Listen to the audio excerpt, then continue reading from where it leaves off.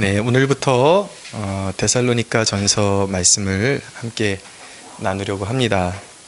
네, 말씀을 본격적으로 들어가기 전에 아까 이 내주 되신 주를 참 사랑하고 부르는데 좀 받은 그런 느낌이 있어서 좀 나누고 싶은데 3절에 보니까 내 평생에 힘쓸 그 큰 의무는 주 예수의 덕을 늘 기리다가 숨질 때라도 내 할 말씀이 이전보다 더욱 사랑합니다. 이 찬양 3, 4절 이렇게 부르는데 어떤 이제 좀 상상이 떠올랐냐면 이 땅에서 우여곡절 많고 같은 교회에 모여서 때로는 막 믿음의 회의도 일어나고 의심도 일어나고 때로는 어떤 갈등도 생기고 여러 가지 어려움을 같이 통과했는데 나중에 우리가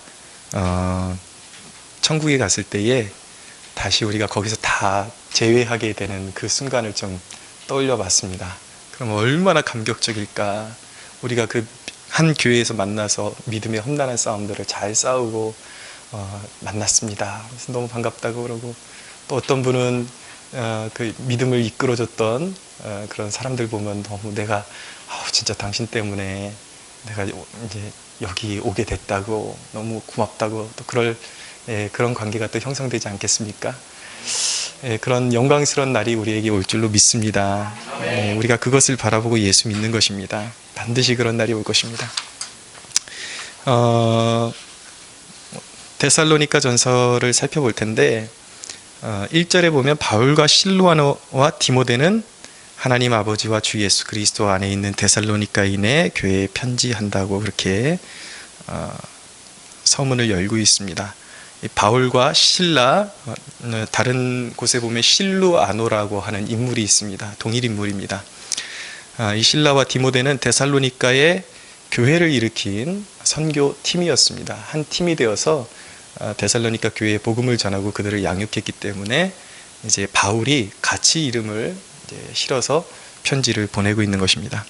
데살로니가 교회가 생겨난 배경은 어디에 잘 나타나냐면 사도행전 17장에 보면 아주 자세하게 기록이 되어 있습니다.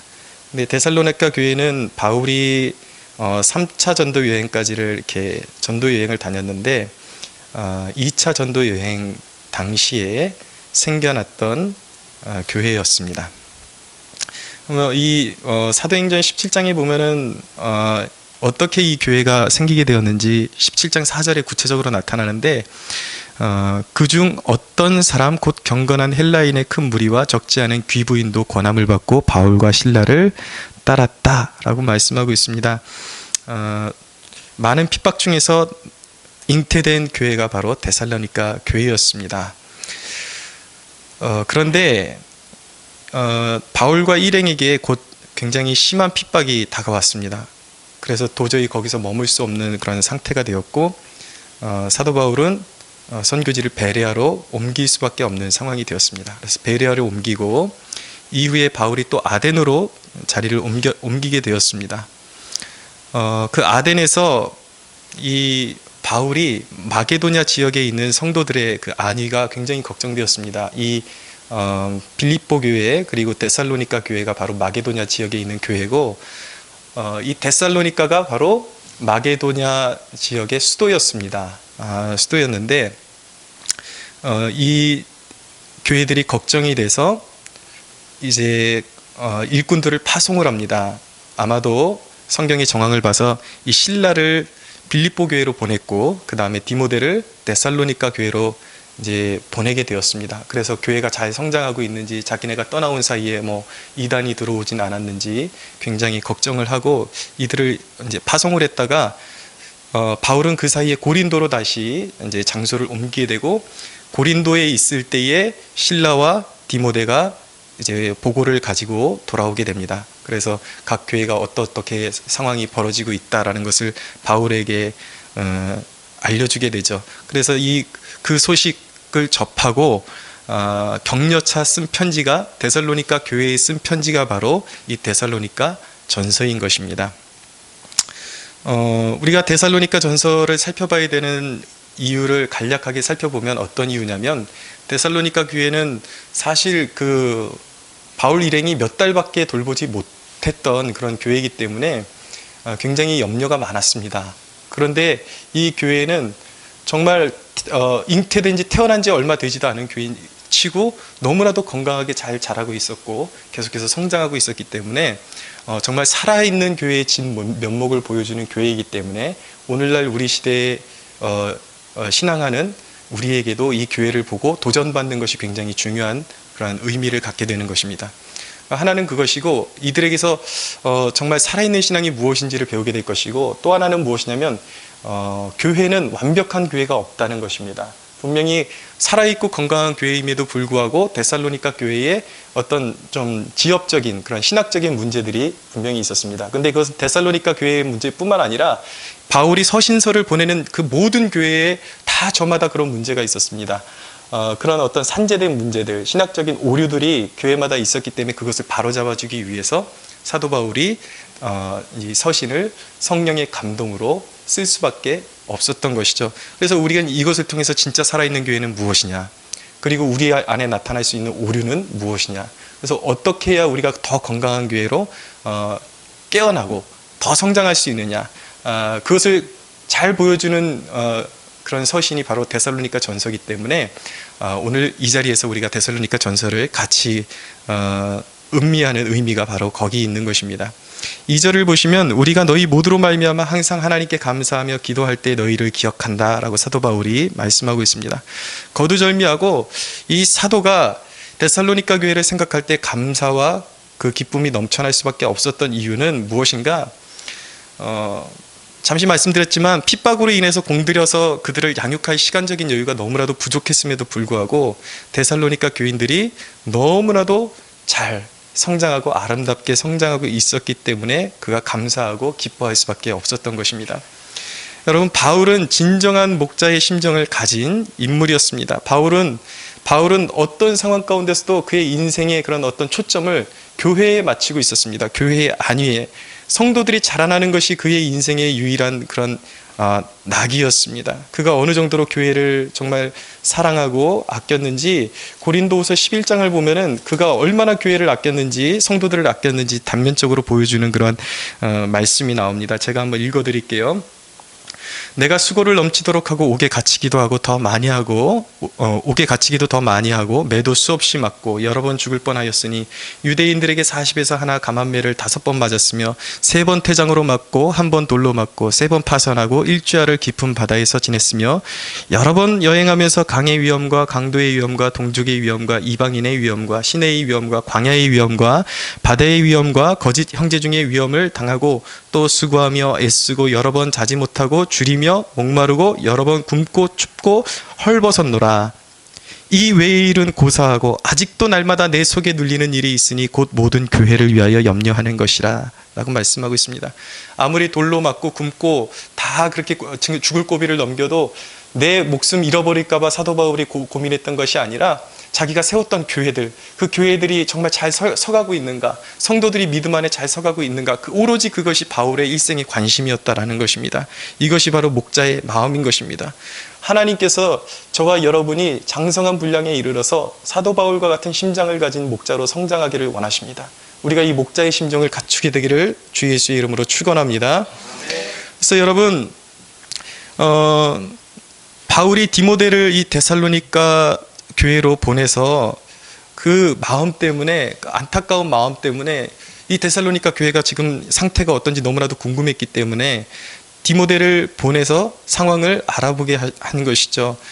무엇을 알아보게 했습니까? 교리적으로 잘 건강하게 성장하고 있는지, 생활적인 면에서 건강하게 하나님 안에서 순종하고 있는지, 곁길로 가고 있지는 않은지, 그게 너무나도 궁금했던 것입니다. 바울의 위대함은 어디에 있었냐면 사도행전 20장 보면 각 사람에게, 사도 바울이 늘 강조했던 것이 그것입니다. 대량으로 사람들을 양육했던 사람이 아니라 이 사람은 각 사람에게 정성을 쏟아부었던 위대한 사도였습니다. 한 사람 한 사람, 자기가 어떤 그 능력이 많은 종이기 때문에 어떤 비싸게 구는 종이 아니라 누구든지 그 영혼 한 사람 한 사람을 애지중지하고 그 사람의 영적인 안위를 보살폈던 사람이 바로 사도 바울이었던 것입니다. 근데 그가 보기를 그렇게 간절히 원했던 것은 무엇이었는가? 오직 한 가지였던 것입니다. 그것은 교회가, 다른 말로 하면 성도들이 생명의 역사로 채워지는 것이었습니다.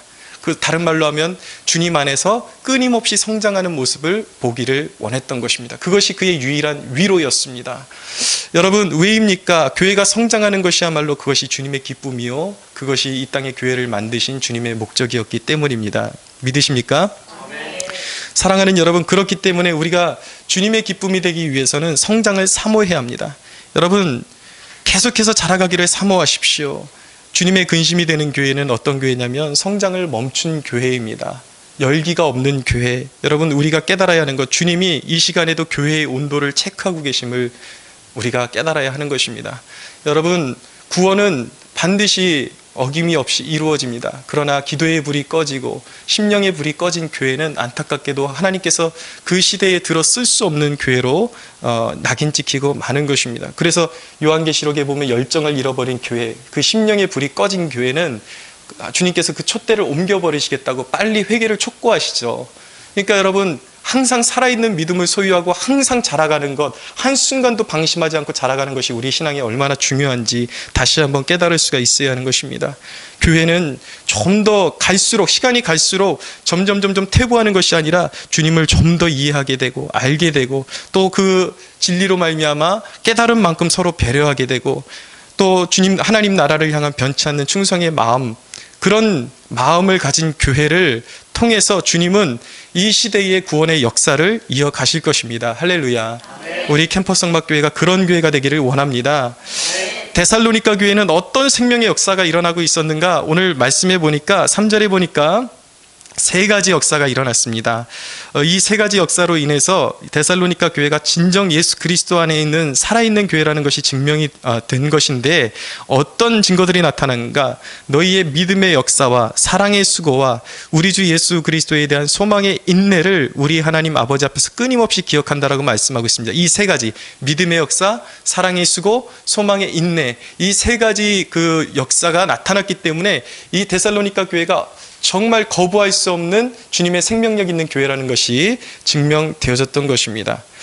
여러분, 오늘 첫 번째로 우리가 한 가지 대목만을 놓고 집중해서 살펴보기를 원하는데, 데살로니가 교회는 어떤 생명의 역사가 일어났는가? 첫 번째로 믿음의 역사가 있었습니다. 믿음의 역사가 있었기 때문에 진정으로 살아있는 교회라는 것이 증거가 되어진 것입니다.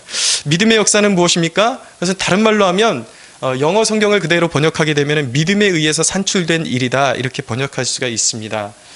다른 말로 하면 여러분, 우리가 하나님께로부터 온 진정한 믿음을 갖게 되면은 항상 주목할 만한 어떤 일이, 역사가 일어나게 된다라는 것입니다. 먼저 어떤 역사가 일어나는가? 개인의 변화가 일어나게 되는 것입니다. 살아있는 믿음은 변화를 주도하는 것입니다. 여러분, 살아있는 믿음은 하나님을 탐구하게 만드는 것입니다. 믿음이 진짜 우리 안에 오게 되면 하나님을 더 알고 싶은 강렬한 열망으로 우리에게 채워지게 되는 것입니다. 주님이 어떤 분인지 알기 원하고 더 그분께로 가까이 가기를 원하는 그런 열망이 생겨나게 되는 것이죠. 그런데 여러분, 주의해야 되는 것은 무엇이냐면, 기독교의 탐구는 지식의 유희를 위한 것이 아니라는 것입니다. 머릿속에 머무르는 지식을 쌓기 위한 그러한 탐구가 결코 아니라는 것이에요. 여러분, 하나님을 진정으로 발견하게 되면 우리의 마음 가운데 감화가 오게 되는 것입니다. 그 감화가 오게 되면 그 감화가 우리의 삶을, 우리의 완고한 마음을 녹이고 하나님이 원하시는 삶으로 변화시켜 가기 시작하는 것입니다. 할렐루야.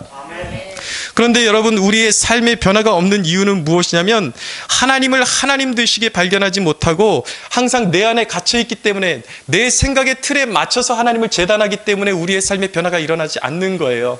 여러분, 하나님의 말씀에 설 때는 우리는 벌거벗고 서야 하는 것입니다. 내 생각을 통해서 하나님을 재단하는 것이 아니라, 하나님이 나를 보시고 하나님이 어떤 분이라고 스스로 말씀하시고, 또 하나님이 내 스스로가, 우리가 어떤 인물이 되기를 원하고 어떤 존재가 되기를 원하시는지에 귀를 기울이고 하나님이 말씀하시는 대로 우리가 그 말씀을 수용할 때에 우리의 삶의 진정한 변화는 일어나는 것입니다.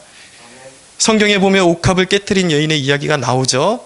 너무나도 귀한 옥합을 깨뜨려서 주님을 섬긴 이 여인의 이야기를 접하면서 여러분들은 무엇을 느끼십니까? 여러분, 이 이야기는, 그런 이야기는 결코 아닌 것입니다. 적어도 헌금은 얼마 이상을 드려야 진정한 헌신이다, 이런 이야기가 아니에요. 그런 주제가 있는 것이 아닙니다. 이 옥합을 깨뜨린 여인의 이 메시지가 중요한 이유는 무엇이냐면, 이 여인이 무엇 때문에 그런 아주 값진 헌신을 할 수밖에 없었는지를 우리가 새겨야 하는 것입니다.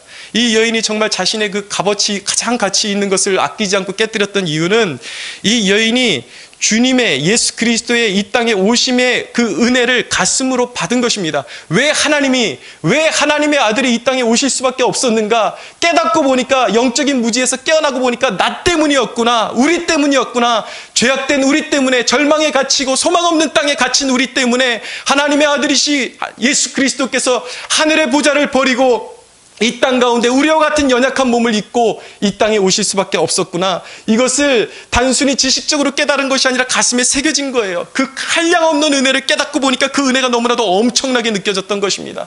내가 가지고 있는 것 모든 것을 주님께 바쳐도, 모든 것을 주님께 드려도 정말 그 은혜를 갚을 수 없다라는 것을 그 여인이 깨달았기 때문에 그녀의 가장 가치 있는 것을 아낌없이 드릴 수가 있었던 것이죠. 주님의 앞으로 희생, 주님께서 자신을 위해서 지실 그 십자가의 의미가 그 여인의 심령에 깊이 새겨졌기 때문에 그러한 값진 헌신을 할 수가 있었던 것입니다. 그 놀라운 구속의 은혜를 마음으로 받으니까 그 자신에게서도, 그 여인에게서도 희생이 저절로 나타나게 된 것입니다. 무엇을 주님께 드려도 아깝지 않은 것이죠. 그러니까 마음으로 그 말씀을 받았다라는 거예요. 마음으로 주님의 주되심을 알게 되었고 주님의 희생의 의미를 알게 되었다라는 것입니다. 사도 바울은 빌립보서 2장 17절에서 뭐라고 말씀하냐면, 만일 너희 믿음의 제물과 섬김 위에 내가 나를 전제로 드릴지라도 나는 기뻐하고 너희 무리와 함께 기뻐하리라 라고 말씀하고 있습니다. 내가 너희의 섬김 위에 내 자신을 전제로 드릴지라도 기뻐하겠다. 이 전제가 무엇이냐면, 구약의 제사에 보면 제물에다가 포도주를 붓는 그런 의식이 있었습니다. 자기가 그 포도주처럼 완전히 즙이 돼서, 완전히 짜여져서 그 자기가 즙이 돼서 그 제물 위에 부어지는 전제가 될지라도 나는 기뻐하고 기뻐할 것이다. 내 존재를 완전히 부인하는 그러한 말씀이에요. 여러분, 이 마음, 자기를 완전히 부인하고 내가 여러분의 희생 위에, 섬김 위에 정말 여러분들의 섬김이 더욱 하나님께 받으실 만한 아름다운 향기가 되기 위해서 내 흔적조차도 사라지고 그냥 내가 포도주와 같이 부어질지라도 내가 기뻐할 수 있다고 고백하는, 여러분, 이 마음이 도대체 어디서 온 것입니까? 어디서 이 마음이 생겨난 것입니까? 그것은 바로 사도 바울이 주님의 희생을 올바로 깨달았기 때문입니다. 머리로 깨달은 것이 아니라 가슴으로 깨달았기 때문이에요. 진정한 의미를 깨달았기 때문입니다.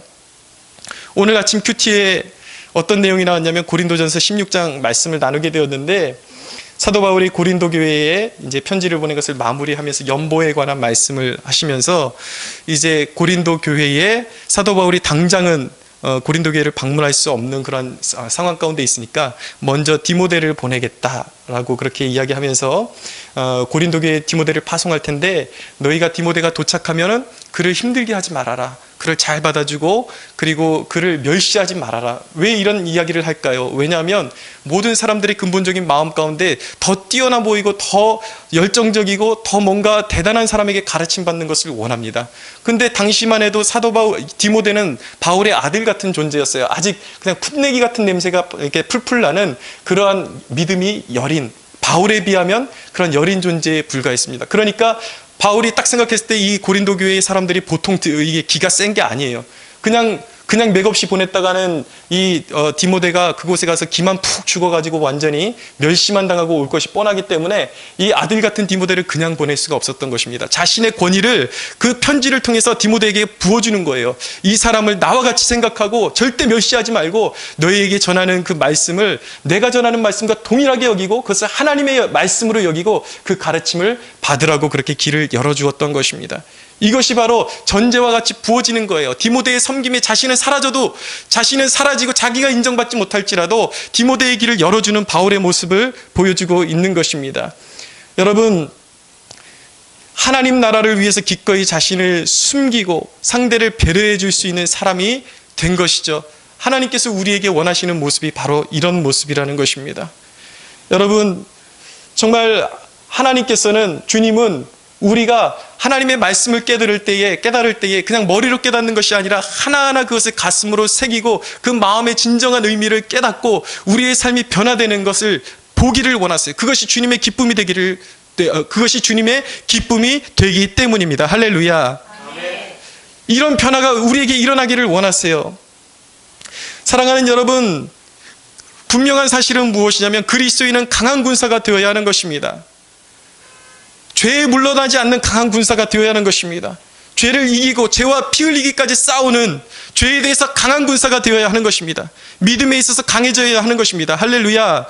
그러나 여러분, 많은 사람들이 신앙의 여정을 걸으면서 오히려 죄에 강하고 오히려 낮아지는 위치에 가는, 영적으로는 성숙하고 오히려 그 믿음에 있어서 성숙해지고 죄에 대해서는 강해지고 유혹에 대해서 강해지는 이런 성장의 모습을 보이기보다는 많은 사람들이 신앙의 어떤 그런 여정을 더 갈수록 이상하게 고집이 더 세지고 잘못된 이기심에 잘못된 확신을 더해서 오히려 용서할 줄 모르고 더 세상 사람들보다 강박한 그런 모습들을 보이고 있다는 것입니다.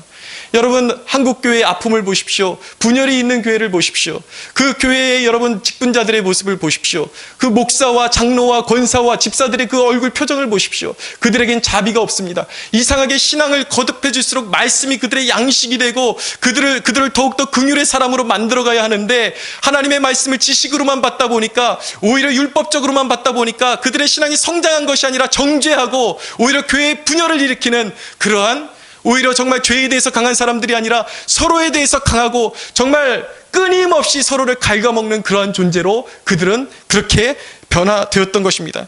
여러분, 주님이 원하는 변화는 그런 것이 아니에요.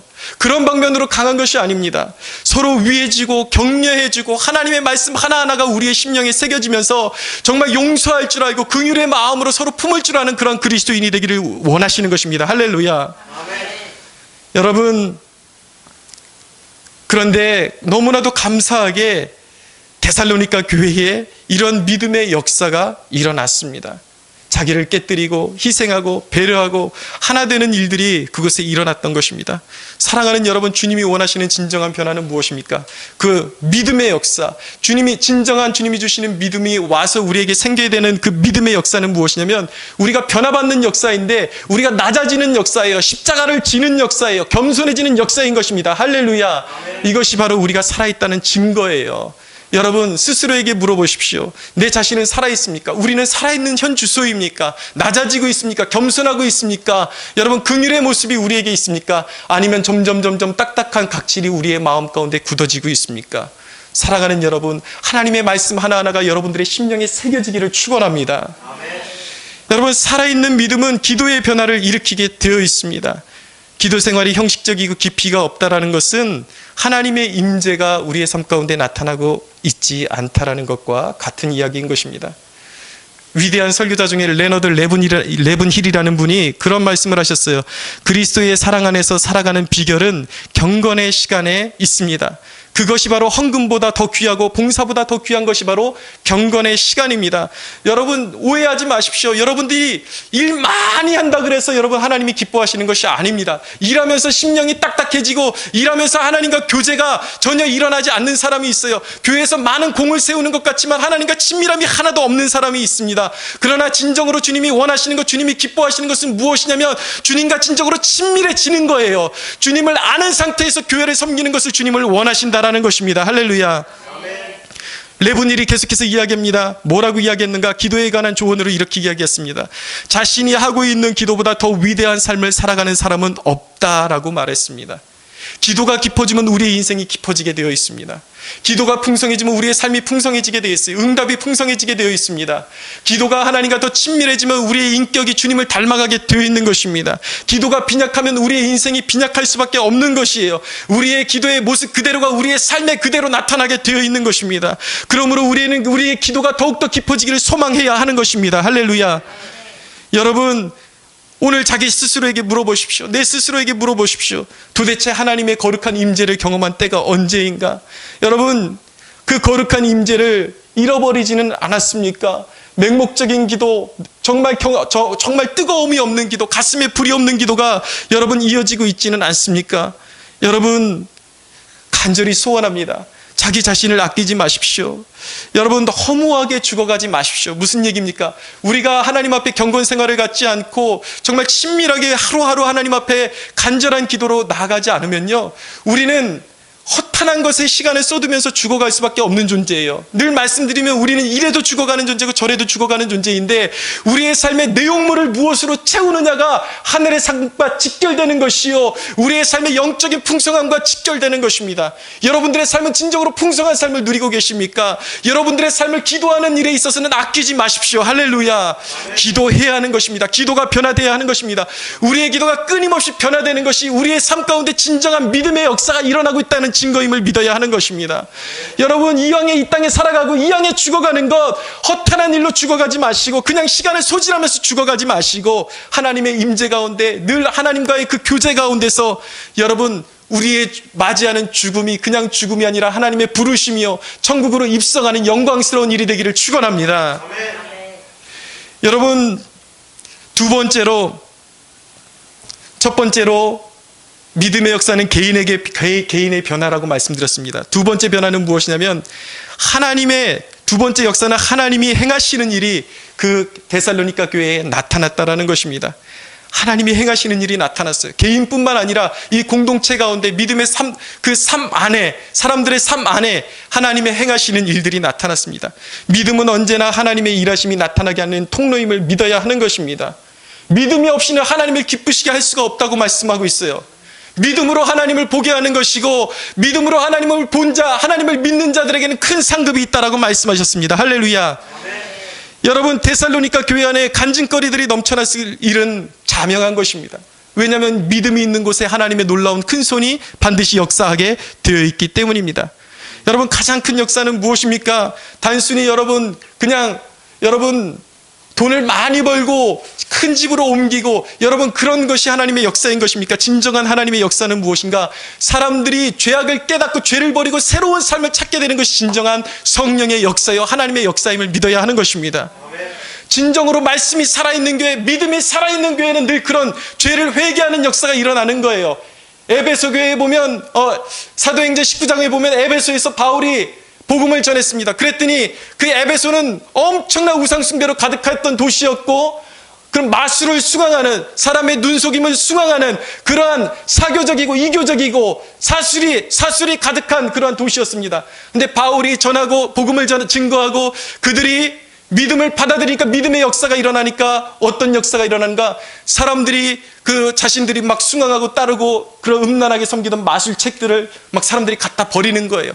자신들의 인생의 전부인 줄 알았던, 자신들의 인생의 대단한 능력인 줄 알았던 그 마술에 관한 책들을 다 갖다 버렸는데 그것이 은 5만 달란트라 되었다라고 말씀하고 있습니다. 변화의 역사가 구체적으로 나타나는 것입니다. 사람들의 변화의 역사가 구체적으로 나타나는 것입니다. 사랑하는 여러분, 이 믿음의 역사, 믿음이 우리 안에 오면 술 주정뱅이가 완전히 정신이 온전한 사람으로 변하게 되고, 귀신 들렸던 사람들이 완전한 자기 인격을 찾게 되는 것입니다. 할렐루야. 우리 캠퍼스 성막교회에 그런 역사들이 일어나게 되기를 축원합니다. 여러분, 그런 하나님의 역사가 일어났습니다. 무너진 삶이 회복되는 역사가 일어났습니다. 여러분, 그들이 하나님을 먼저 이제 중심에 모시게 되고 삶의 패턴이 바뀌게 된 거예요. 자기 중심의 삶에서 하나님을 중심에 두는 삶을 선택하게 되고, 무엇이든지 하나님이 원하시는 것을 중심에 두게 되니까 여러분, 그들이 세상에 복종하는 것이 아니라 세상이 그들에게 복종하는 역사를 보게 되는 것입니다. 여러분, 이 원리를 기억하십시오.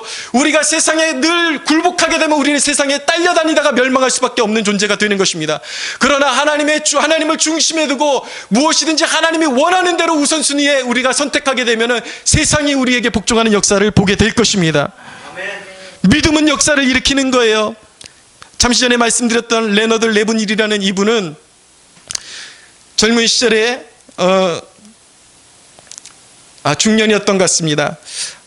한 중년의 시절에 이제 건물에 불이 일어나서 높은 건물에서 뛰어내리셨어요. 뛰어내렸는데 7군데가 골절이 되게 되었습니다. 그래서 이분이 한 2, 3년을 아일랜드에서 요양을 하면서 시간을 보내게 되는데, 그때 당시에 그 골절되었을 때 의사가 이 레븐힐 목사님의 상태를 조언하면서 뭐라고 진단했냐면, 당신은 11년이 지나면 11년도 못 돼서 온몸에 마비가 오기 시작할 것이고, 목과 발과 그리고 모든 허리에 이제 통증이 시작되고 모든 뼈들이 어그러지기 시작하면서 신체 장애로 당신은 쓸모없는 인생을 살게 될 것입니다. 당신의 인생은 그렇게 낙인이 된 인생이라고 그렇게 의사가 진단을 내렸어요. 완전히 못 쓰게 된 인생이라는 거예요. 이제 당신의 건강은 완전히 끝났다라는 것입니다. 그런 선고를 받았는데 이 레브닐 목사님이 의사의 말에 집중했던 것이 아니라 하나님의 능력을 믿고 나는 쓸모없는 인간이 될 것이다, 그것을 믿었던 것이 아니라 내 삶을 하나님께서 드리면 하나님이 내 쓸모없는 인생도 하나님께서 나를 사용하실 것이다 라는 믿음을 갖고 그가 오히려 의사의 말에 의존한 것이 아니라 사명을 붙잡았습니다. 끝까지 하나님의 말씀을 연구하고 하루에 6시간씩 7시간씩 성경을 연구하고 기도하면서 오로지 하나님의 말씀을 선포하는 일에 자신의 인생을 드렸습니다. 그런데 여러분, 어떤 일이 벌어졌는지 아십니까? 죽는 날까지 그 몸이 멀쩡했습니다. 할렐루야. 네. 여러분, 죽음을 두려워하지 마십시오. 병마를 두려워하지 마십시오.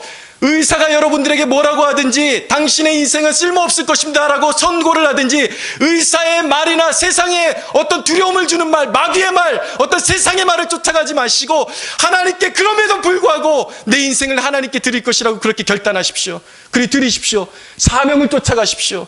여러분, 사명을 쫓아가면 하나님께서 여러분들의 삶 가운데 믿음의 역사를 일으켜 주실 것입니다. 할렐루야. 믿음의 역사는 과거의 유물이 아니라 현재 진행형이어야 하는 것입니다. 여러분, 왜 우리가 눈물이 사라지고 갈수록 우리의 신앙이, 우리의 믿음이, 우리의 마음이 더욱더 강팍해지고 완고해지는 것입니까? 믿음이 없기 때문입니다. 믿음을 관리하지 못했기 때문입니다. 왜 감사가 사라지는 것입니까? 감사가 사라지는 것은 우리가 영적으로 죽어가고 있다는, 우리의 영적인 근육이 메말라가고 있다는 사인인 것입니다. 여러분, 믿음은 날마다 증명되어야 하는 것입니다. 주님이 보기를 원하시는 것은 날마다 살아있는 믿음이에요. 그것이 구원받는 믿음인 것입니다. 여러분들의 삶 가운데 어떤 역사가 일어날 때마다 그냥 지나치지 마십시오. 깨어있으십시오. 그렇게 고백하십시오. 이 일은 주님이 하셨고 그리고 이후로도 내 삶에 하나님의 일하심을 보기 원한다라고 그렇게 고백하십시오. 그렇게 고백할 때 끊임없이 내 삶에 하나님의 임재가 있음을 각인하고 더욱더 그 임재를 사모하고 믿음의 역사가 일어나기를 사모할 때 우리의 신앙과 우리의 믿음은 메마르지 않고 날마다 건재할 것입니다. 할렐루야. 네. 오늘도 내 삶 곳곳에서 믿음의 열매를 보기를 갈망하십시오. 여러분, 주님은 말씀하셨습니다. 내가 올 때에 마지막 날에 끝날에 믿음을 보겠느냐라고 말씀하셨어요. 여러분, 주님께서 보기를 원하시는, 다시 오실 예수님께서 보기를 원하시는 믿음은 무엇입니까? 그것은 우리가 간직했던 과거의 믿음, 우리가 한때 뜨거웠던 그 믿음을 보기를 원하시는 것이 아니라 우리가, 저와 여러분이 죽기까지 소유하고 있고 간직하고 있는, 여전히 살아있는, 여러분들이 처음 믿었을 때 그 활발했던, 활동적이고 살아있었던 그 믿음을 죽는 날까지 간직하고 있는 그 믿음의 역사를 주님께서 보기를 원하시는 것입니다. 할렐루야. 여러분, 오늘 이 기도를 통해서, 기도회를 통해서 우리의 잠시 무너졌던, 그리고 위축되었던 그 믿음이 다시 일어나고 주님의 살아있는 역사가, 하나님의 일하심이 우리 교회 가운데, 여러분들의 삶 가운데 다시 활발하게 역사하고 마치 활화산처럼 막 뿜어내고 우리의 믿음이 더욱더 힘을 얻고 믿음의 역사가 일어나는 그런 역사가 회복되어지기를 주 예수의 이름으로 소원합니다. 우리 하나님께 영광의 박수 올려드리겠습니다.